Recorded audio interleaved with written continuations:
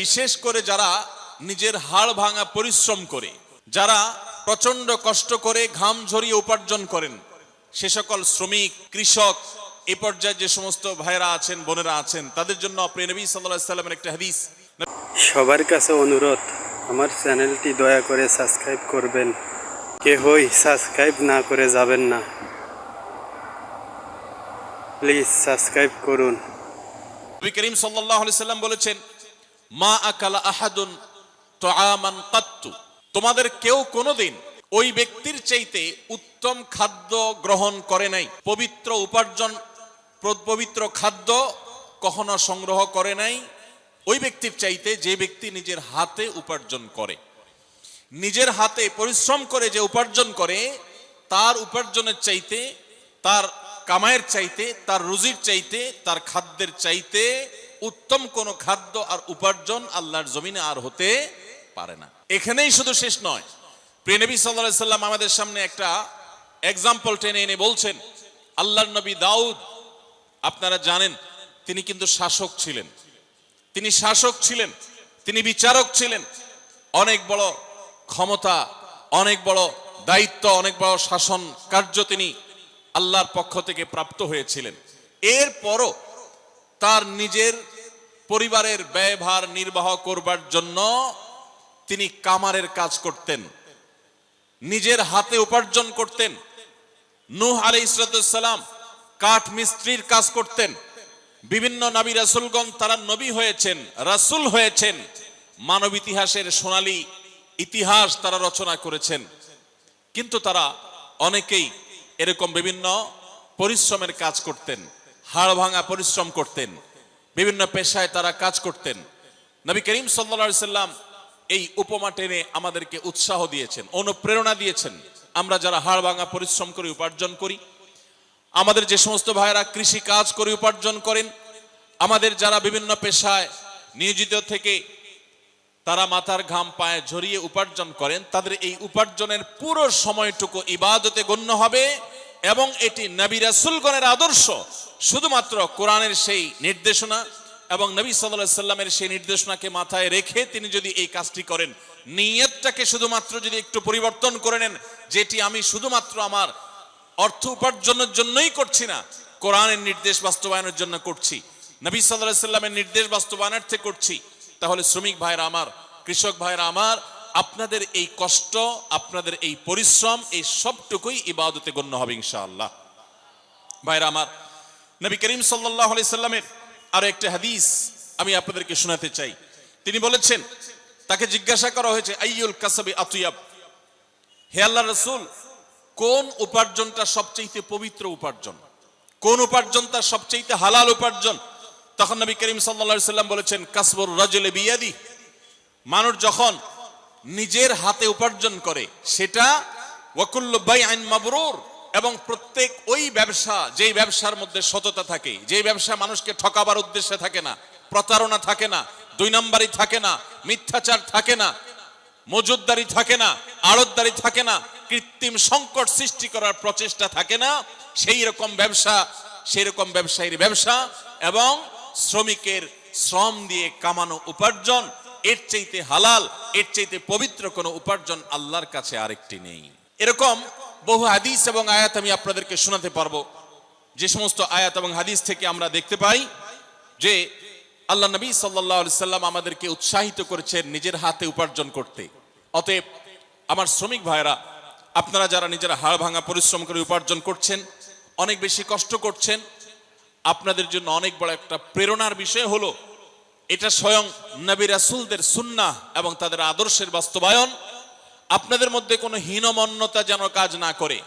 ভাইরা আমার, দুনিয়ার জীবনটা যদি অনন্ত কালের হতো, আমরা যদি শত শত হাজার হাজার বছর পৃথিবীতে বেঁচে থাকতাম, আমি অবশ্যই বলতাম, কেন এই হাড় ভাঙা পরিশ্রম করবেন, বাদ দেন, অন্য কোনো পেশায় চলে যান। কারণ এত দীর্ঘ জীবন, অনন্তকালের জীবন, আপনি কেন হাড় ভাঙা পরিশ্রম করে কাটাবেন? যেহেতু এই দুনিয়াতে আমরা চিরকাল থাকতে আসিনি, যারা পরিশ্রম করছি 30, 40, 50 বছর বয়স অনেকের হয়ে গেছে। বাংলাদেশে মানুষের গড় আয়ু অনুপাতে আমাদের আর খুব বেশি সময় পৃথিবীতে বেঁচে থাকার কথাও নয়। অতএব আপনি এখানে পরিশ্রম করছেন, কষ্ট করছেন, সামাজিক স্বীকৃতি নেই, হয়তোবা সমাজে সেরকম মর্যাদা মূল্য আপনার হয় না, এমনকি হুজুরের কাছেও কদর পান না, পয়সা নাই, কড়ি নাই, আপনি নিজেকে দুর্বল মনে করছেন। আমি আপনাকে আরেকটি সুসংবাদ শোনাতে চাই। কোরআন বলছে মানব ইতিহাসে এই তথাকথিত দুর্বল মানুষেরা, হাড় ভাঙা পরিশ্রম করা মানুষেরা, এই শ্রমিক মানুষেরা, কৃষক দিনমজুর মানুষেরা, যাদেরকে সমাজ দুর্বল মনে করে, যাদেরকে সমাজ কোনো কাজে ডাকে না, কোনো কমিটিতে রাখে না, কোনো কাজে তাদের মতামত নেয় না, তাদেরকে বিশিষ্ট নাগরিক মনে করে না, এই মানুষগুলোই পৃথিবীর জন্ম থেকে আজও পর্যন্ত পৃথিবীর ইতিহাসের মোড়কে বারবার পরিবর্তন করেছে। গোটা কোরআনের শুরু থেকে শেষ পর্যন্ত, সেই আদম আলাইহিস সালাম থেকে নিয়ে আজও পর্যন্ত হাজার হাজার বছরের মানব ইতিহাস আমাদের সামনে তুলে ধরেছেন আল্লাহ তাআলা। পাতায় পাতায় ইতিহাস, কোরআনের পাতায় পাতায় ঘটনা, মানব ইতিহাসের সে সমস্ত ইতিহাসগুলো, ঘটনাবলী আমরা পর্যালোচনা করলে দেখি যুগে যুগে নবী রাসূলদের যারা অনুসরণ করেছে, সমাজের বিত্তবানেরা, সমাজের বিত্তবানদের মধ্যে যারা অসৎ ছিল বা আল্লাহর প্রতি অবিশ্বাসী ছিল, তারা ক্রিটিসাইজ করেছে, ট্রল করেছে, তারা তাচ্ছিল্য করেছে, উপহাস করেছে। তারা বলেছে ওমা নারাকা তাবাআকা ইল্লাল্লাযীনা হুম আরাযিলুনা বাদিয়ার রাই। প্রায় সমস্ত নবী রাসূলদের সময়, তাদের সময়কার অবিশ্বাসীরা নবী রাসূলদেরকে বলেছিলেন যে আপনাদের কথা তো শুধু সমাজের অশিক্ষিত মানুষেরা, দিনমজুরেরা, শ্রমিকেরা, কৃষকেরা, দুর্বলেরা, যাদের কোনো পলিসি মেকিং করার, যাদের কোনো সিদ্ধান্ত দেওয়ার, যারা রাষ্ট্র পরিচালনা করার, যারা গুরুত্বপূর্ণ দায়িত্ব পালন করার জন্য তাদের কাউকে বিবেচনা রাখা হয় না, এরকম সমাজের দুর্বল মানুষরাই তো শুধু দেখি আপনাদের পিছনে গুড়গুড় করে। আজও দেখবেন ওলামায়ে কেরামের পেছনে, হুজুরদের পিছনে ওই দুর্বল মানুষগুলোই বেশি। আপনারা অবাক হবেন, এই দুর্বল মানুষেরাই, তারাই কিন্তু পৃথিবীর ইতিহাস রচনা করেছে। বেশি দূরে যেতে হবে না, মুহাম্মদ সাল্লাল্লাহু আলাইহি সাল্লাম মক্কা থেকে মদিনায় হিজরত করে যাওয়ার মাত্র 8 বছরের মাথায়, যেই মক্কা থেকে তাকে বিতাড়িত হয়ে যেতে হয়েছে, যেই মক্কায় নির্যাতন সইতে না পেরে আল্লাহর নির্দেশে হিজরত করতে হয়েছে, নিজের মাতৃভূমি ত্যাগ করতে হয়েছে, অত্যন্ত গৌরবের সাথে মাত্র 8 বছরের ব্যবধানে সেই মক্কা শুধু নয়, সেই সুদূর রোমান সম্রাটের সাম্রাজ্য সহ একটা পর্যায়ে সামান্য কয়েক বছরের ব্যবধানে খলিফা ওমরের যুগে অর্ধ পৃথিবী মুসলমানদের কর্তলগত হয়েছে। কাদের হাতের উপর দিয়ে? এই বেলাল, এই আম্মার, এই সুহাইব, এই দুর্বল সাহাবী, যাদেরকে মদিনার মক্কার মানুষেরা দুর্বল মনে করত, তাদের হাত দিয়ে গোটা পৃথিবী জয় করেছে মুসলমানরা। এবং এই এক ইতিহাস রচিত হয়েছে নূহ আলাইহিস সালামের যুগে, ইব্রাহিম আলাইহিস সালামের যুগে, মুসা আলাইহিস সালামের যুগে। ফেরাউন এবং তার সে সমস্ত অনুসারীরা, তাদেরকে আল্লাহ নিমজ্জিত করে, তাদেরকে আল্লাহ তাআলা ধ্বংসপ্রাপ্ত করে, সেই দুর্বল বনী ইসরাঈলেরা যাদেরকে কৃতদাস বানিয়ে রাখা হয়েছিল, তারাই কিন্তু বিজয়ী হয়েছে, তারাই টিকে ছিল, ধ্বংস হয়েছে ওই শক্তিশালী মানুষেরা। আমি যে সমস্ত ভাইয়েরা সম্পদ উপার্জন করেছেন বা ভালো অবস্থানে আছেন, তাদেরকে আপনাদের বিপরীতে দাঁড় করাচ্ছি না। কারণ সাহাবীদের মধ্যে ওসমান রাদিয়াল্লাহু তাআলা আনহু অনেক সম্পদের অধিকারী ছিলেন, আপনারা জানেন। আবু বকর রাদিয়াল্লাহু তাআলা আনহু নেতৃত্বে ছিলেন সমাজের, আপনারা জানেন। আর অনেক সাহাবী ছিলেন, তাদের অঢেল সম্পদ ছিল, এরপরও তারা আল্লাহর প্রিয় পাত্র হয়েছেন এবং তাদের হাত ধরেও বিজয় রচনা হয়েছে। তাহলে বোঝা গেল ধনী এবং দরিদ্র বিষয় নয়, বিষয় হলো ইসলাম বিজয়ী হবে। আপনি যদি ইসলামের সাথে থাকেন, আপনি দরিদ্র হলেও আপনি বিজয়ী হবেন, ধনী হলেও বিজয়ী হবেন, সম্পদশালী হলেও বিজয়ী হবেন, দুর্বল হলেও বিজয়ী হবেন, সচ্ছল হলেও বিজয়ী হবেন, অসচ্ছল হলেও বিজয়ী হবেন। ইসলামের বিজয় নিশ্চিত। আপনি ইসলামের সাথে থাকলে আপনি বিজয়ী হবেন, ইসলামের সাথে না থাকলে আপনি দরিদ্র হলেও পরাজিত, ধনী হলেও পরাজিত। কারণ ইসলাম পরাজিত হতে আসেনি, ইসলাম জিততে এসেছে, জিতেছে এবং জিতবে কিয়ামত পর্যন্ত।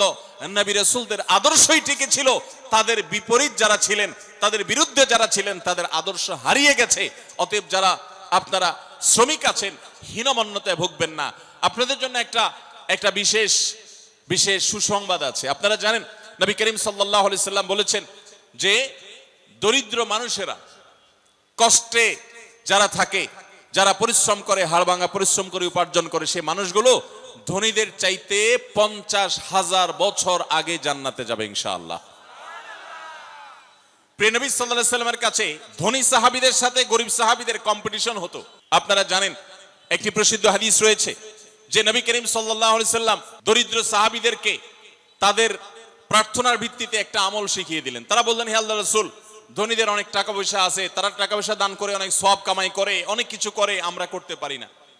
তো আমাদেরকে এমন একটা আমল শিখিয়ে দেন যে আমল করলে আমরা তাদেরকে টেক্কা দিতে পারবো, তাদের সাথে আমরা প্রতিযোগিতা টিকে থাকতে পারবো। আমাদের তো টাকা পয়সা দিয়ে সওয়াব কামাই করার রাস্তা নেই, তো শুধু নিজের শরীরের আমল ইবাদত দিয়ে আমরা করতে পারি। এমন একটা আমল দেন যে তারা টাকায় কামাই করে যে পরিমাণ সওয়াব কামাই করে, আমরা ওই আমল করে সেই সওয়াব কামাই করতে পারবো। নবী সাল্লাল্লাহু আলাইহি ওয়াসাল্লাম তাদেরকে শিখাই দিলেন।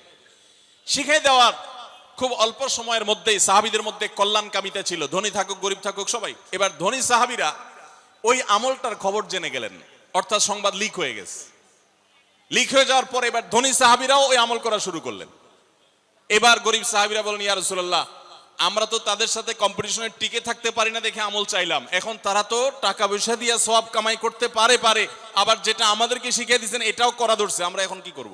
নবী করিম সাল্লাল্লাহু আলাইহি সাল্লাম তখন হেসে দিলেন এবং সাহাবীদেরকে বললেন, দেখো, আল্লাহর করুণা যদি কারোর প্রতি হয় তাহলে সেক্ষেত্রে তুমি হিংসা করার তো প্রয়োজনই নেই, প্রশ্নই ওঠে না, তুমি সেটাকে ঠেকাবার কোনো সুযোগ নেই।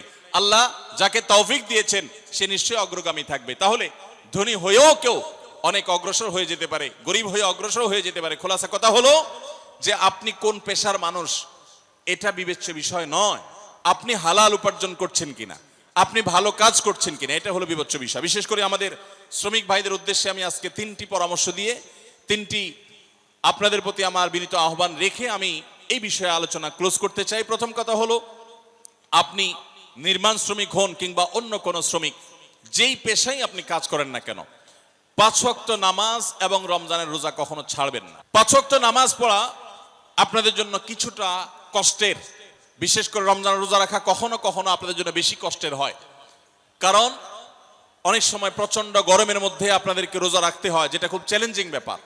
কিভাবে আপনি রোজা রাখবেন? তুলনামূলকভাবে নামাজ পড়াটা সহজ, ওয়াক্ত হয়ে গেছে, আপনি তো এমনিতেই একটি বিরতি দিতে হয়, আপনি টানা হাড়ভাঙা পরিশ্রম করতে পারেন না।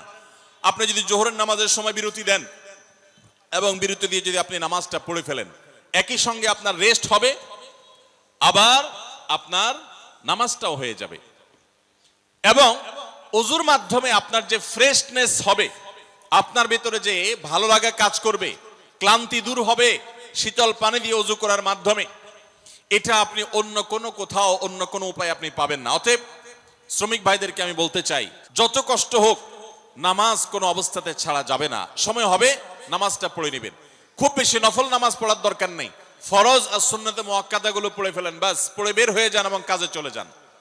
আর রোজা, রমজান মাসে রোজা রেখে অনেক সময় কষ্ট হয় আমাদের জন্য। রোজা রেখে যদি আপনার পরিশ্রম করতে কষ্ট হয়, তাহলে আমি বলবো যে প্রয়োজনে আপনি হাফ ডিউটি করেন, প্রয়োজনে আপনি ডিউটি কমিয়ে আনেন, প্রয়োজনে রমজান মাসে আপনি ডিউটি না করে 11 মাসের জমানো টাকা দিয়ে আপনি চলেন, কিন্তু রোজা আপনাকে রাখতে হবে, ফরজ রোজা, মাফ নাই। কিভাবে করবেন আপনাকে বুদ্ধি বের করতে হবে। মিডল ইস্টে আমি নির্মাণ শ্রমিক ভাইদেরকে দেখেছি, যারা মিডল ইস্টে আছেন, সৌদি আরবে, দুবাইয়ে, তারা জানেন, বিশেষ করে সৌদি আরবে নির্মাণ শ্রমিকরা সবাই রমজান মাসে রাতের বেলায় কাজ করে, লাইট জ্বালিয়ে রাতের বেলা কাজ করে, দিনের বেলা তারা রেস্ট করে, কারণ এত বেশি গরম সেখানে থাকে। এই গরমের তীব্রতায় রোজা রেখে কাজ করা কোনোভাবে সম্ভব হয় না, তো এই জন্য তারা রাতের বেলা লাইট জ্বালিয়ে কাজ করেন এবং দিনের বেলা রেস্ট করেন। তো এক কথায় নামাজ এবং রোজা আপনাকে রাখতে হবে, কিভাবে রাখবেন বুদ্ধি আপনাকে বের করতে হবে। তাহলে প্রথম হলো নামাজ রোজা করবেন, দ্বিতীয় হলো হালাল উপার্জন করবেন, কাজে ফাঁকি দিবেন না। আপনাদের জন্য জান্নাতে যাওয়া যত সহজ, অনেক বড় বড় পেশাজীবীদের জন্য, অনেক বড় বড় আলেম এবং হুজুরদের জন্য জান্নাতে যাওয়া এত সহজ নয়। কারণ হারামের যে বড় বড় আইটেমগুলো আছে, হারামের যে বড় বড় বিষয়গুলো আছে, সেগুলো থেকে আপনারা এমনিতেই পবিত্র থাকেন আলহামদুলিল্লাহ। শুধুমাত্র এই মৌলিক বিষয়গুলো লক্ষ্য রাখলে ইনশাআল্লাহ আপনাদের জন্য জান্নাতে যাওয়া সহজ হবে। আপনি যখন কাজ করেন ফাঁকি দিবেন না, কোনো প্রকার 2 নাম্বারই করবেন না, কোনো জিনিস অন্যায়ভাবে না বলে কারোর অগোচরে সেটা বিক্রি করবেন না, এমন কোনো উপায় উপার্জন করবেন না যেটা হারাম। ব্যাস এটুকু যদি আপনি একটু লক্ষ্য রাখতে পারেন, তাহলে আপনার জান্নাতের পথ একেবারেই সুগম। আর তৃতীয় এবং শেষ পয়েন্টে যেটি বলতে চাই, তা হলো নিজের স্ত্রী সহ অধীনস্থদের সাথে সদ্ব্যবহার করবেন। বিশেষ করে যারা হাড়ভাঙা পরিশ্রম করেন, কষ্ট করেন, আমার রিকশালা ভাইরা আছেন, বিভিন্ন পেশা মানুষেরা আছেন, কষ্টের চোটে তাদের মাথা অনেক বেশি হট থাকে, গরম থাকে, মেজাজ অনেক খিটখিটে থাকে, দেখা যায় যে একটু কিছু হলেই অনেক সময় মুখ খারাপ করে ফেলেন, গালিগালাজ করে ফেলেন, আচরণ খারাপ করে ফেলেন। নিজেকে যদি একটু নিয়ন্ত্রণ করতে পারেন, মুসলমানিত্বের পরিচয় দিতে পারেন মেজাজ গরম হওয়ার সময়, জান্নাতে যাওয়া ইনশাআল্লাহ অনেক সহজ। অতএব আমি আপনাদেরকে বলতে চাই, প্রথমত নামাজ রোজা কখনো ছাড়বেন না যত কষ্ট হোক। দ্বিতীয়ত হালাল উপার্জন করবেন, উপার্জন করতে গিয়ে একটা টাকা যেন হারাম না ঢুকে সে চেষ্টা করবেন। তৃতীয়ত হলো পরিবার, সহকর্মী এবং সমস্ত স্তরের মানুষের সাথে সদাচরণ করবেন, মুখ খারাপ করবেন না, গালিগালাজ করবেন না, মেজাজ হারাবেন না, ধৈর্য ধারণ করবেন। এই তিনটি কাজ যদি করতে পারেন ইনশাআল্লাহ জান্নাতে যাওয়ার পথ অনেক বেশি সুগম হবে। আল্লাহ তাআলা আমাদের সবাইকে এই কাজগুলো মেনে চলার, এই কথাগুলোকে মেনে চলার তৌফিক দান করুন। সবাই চেষ্টা করবো তো ইনশাআল্লাহ। চাইলে একটি লাইক দিয়ে ফেসবুকে দেখে থাকলে ফলো করুন। আমাদের চ্যানেলটি সাবস্ক্রাইব করে পাশে থাকা বেল বাটনটি অন করে দিন।